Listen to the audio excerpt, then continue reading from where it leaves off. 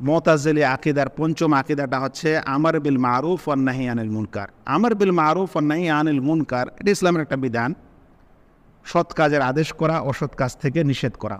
কিন্তু মুতাজিলিরা এই আমর বিল মারুফ ওয়ান নাহি আনিল মুনকারে যে ব্যাখ্যা দিয়েছে সেই ব্যাখ্যাতে আপত্তি। কিভাবে?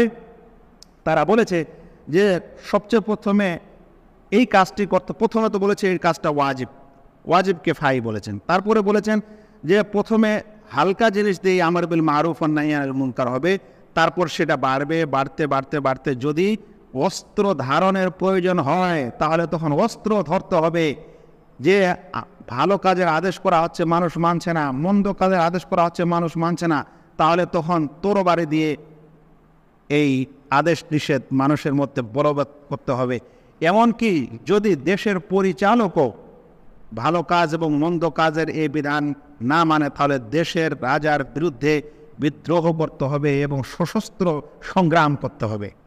এখানে তাদের বিশ্বাস আবার খারেজিদের সাথে মিলে যায়। কারণ খারেজিরা বলেছে যে যে সকল বাদশাহ, রাষ্ট্র পরিচালক এরা যারা কাবিরা গুনাহকারী তাদের বিরুদ্ধে বিদ্রোহ হবে, এবং কাবিরা না হলেও তারা বিদ্রোহ করে। এখানেও কিন্তু ওই একই কথা, একই তথ্য এদের মাঝেও আছে, এবং সে কারণে তাদের কাছে সশস্ত্র যুদ্ধ একজন মুসলিম শাসকের বিরুদ্ধে কোনো ব্যাপার না।